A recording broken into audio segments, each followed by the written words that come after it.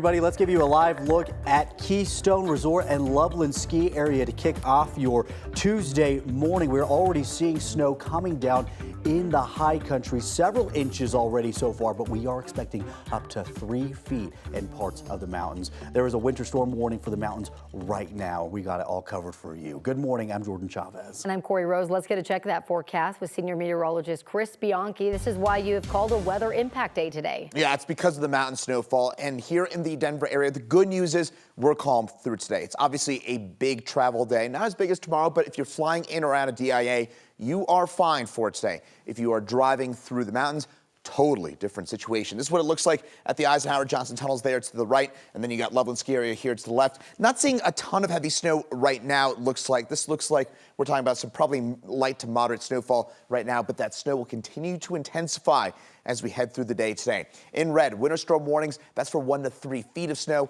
In the Denver area, we do not have a winter weather advisory or anything like that for us in Denver proper, but west and south of town, above 6,000 feet in elevation. This includes Castle Rock, Evergreen, Genesee, Bailey, Conifer, those areas. That's where we do have as much as 4 to 10 inches of snow. Our southern foothills will be the most favored out of this snow event because we get a bit more of a northerly upslope that tends to favor our southern foothills and the Palmer Divide. Meantime, radar right now, again, Denver area, nothing to worry about for the next 12 to 18 hours. Mountains, lots to focus in on here with that heavy snow continuing for about a 300-mile stretch from about Idaho Springs all the way west here to the Utah state line. So this includes the Grand Valley as well, where it's snowing for our friends out that way right now this morning. Meantime, that snow will continue all day long, heavy at times. You name the pass, McClure Pass, Independence Pass, Loveland Pass, Vail Pass, you get it. Berthoud Pass, Rapides Pass, it's all going to be slick today, all snow covered, and conditions only get worse. And again, I'm a skier, I'm a bad snowboarder too. Point being, I totally get the instinct to want to get up and chase this pattern. I'm just telling you here, folks, I'm saying this, I'm getting texts from friends too. Should I go up to the mountains? My answer is no, N-O, because you may get stuck up there. We're most likely talking about road closures. So again, even if you feel like you can safely get up there, you've got all the winter driving precautions, you may not be able to get back from this kind of snow because, again, my anticipation is that we're talking about road closures with the amount of snow we're talking about. Again, 36 hours of consecutive snowfall. That is not an everyday thing for us, even here in the Colorado Rockies. Meantime, temperatures mostly in the 20s and 30s statewide right now. Today we top out at 53 for us in Denver. Nothing to worry about here in town for the next 12 to 18 hours. We go from rain to snow tonight. I will show you in detail those totals for you here in the metro area coming up in the next couple of minutes. But again, all focus on the mountains, and joining us from the high country at the Eisenhower Johnson Tunnel is our very own hatless Matt Renew, our man in the mountains. And Matt, right now, I was just looking at the camera. It did look like maybe that snow wasn't quite as intense here in the last few minutes. Has that snow maybe slowed down a little bit up there? It doesn't feel like it, Chris. It feels like it's just been dumping all morning. Maybe just the flakes are a little bit smaller. You know, when we started our live reports back at 5 a.m., the flakes were certainly a little bit bigger, but it is still snowing in the mountains. I'll step out of the way, and you can see there's a CDOT plow truck moving along I-70 heading eastbound through the tunnels.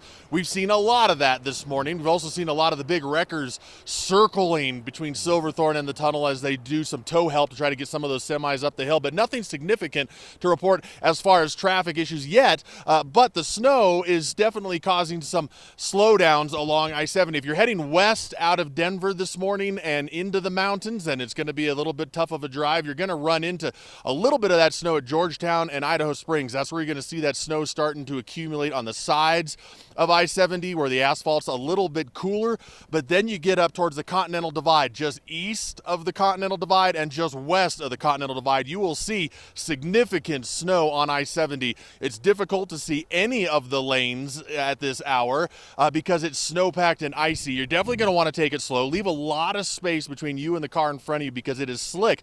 It's kind of warm, about 24 degrees, and so the snow is pretty slick when it gets onto that asphalt, and you're definitely going to want to take it slow in the mountains. But this is great for the ski areas, which this month in this area in Summit County, Copper, Keystone, Breck, all reporting about 5 feet of snow just from this month, and now they can add a little bit more onto that. They got about 7-8 inches yesterday. It looks like we're starting to get close to 6 inches of snow here at the Eisenhower Johnson tunnels. So that's the report from the mountains right now. I'm Matt Renew, 9 News at the Eisenhower Johnson tunnels. Erica, I think the concern as we get into the day now is the continuing snow and then increasing traffic on I-70 all right before Thanksgiving.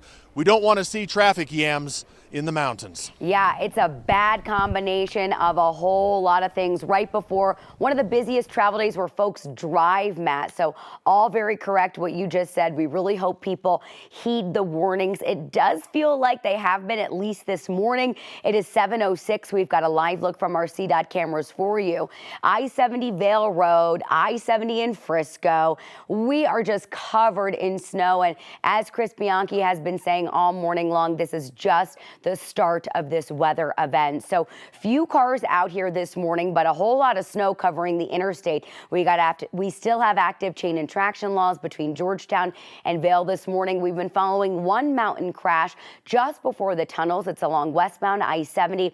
It's between Bakerville and Herman Gulch this morning. But please let this be your warning. It is not looking pretty out there. The snow continues to fall, like you just saw from Matt Renew's live shot. If you can stay off the high country roads, that's going to be the safest bet for you. 225 in the metro. We've been dealing with southbound delays, southbound volume lanes headed toward us here at Yosemite Street. Now, this is a look at I-70 in the Floyd Hill area. I got an alert from CDOT that we were dealing with that sun glare closure, but this is usually the camera that I can see where things are blocked off and everyone being detoured onto Highway 6, Highway 40, and the interstate is in fact open. So I'll keep monitoring that to see if anything changes. But again, be careful wherever you're headed out this morning. Great advice, Erica. Thank you. Next Friday, we will finally know the results for one state House seat after it had a recount.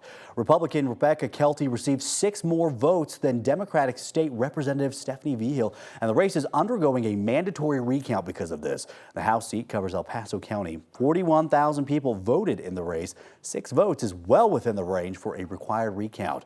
That recount will need to be done by next Friday and is unlikely to change the outcome of the race. Special counsel Jack Smith is seeking to drop 2 criminal cases against President-elect Trump. It's in line with longstanding Justice Department policy saying sitting presidents cannot face criminal prosecution. Trump was first indicted in June of 2023, accused of mishandling classified documents that he took from the White House to his home in Florida. A separate indictment came down just a couple of months after that, tied to trying to reverse the results of the 2020 election. The judge in the election interference case granted the request for a dismissal. We don't have a judge's decision in the documents case. Walmart is rolling back its policies on diversity, equity, and inclusion. The retailer joins a growing list of major corporations doing so. Walmart says it will no longer consider race and gender as a way to increase diversity when it offers supplier contracts. The company also says it will better monitor its third-party marketplace items to make sure that they don't feature sexual and transgender products aimed at minors.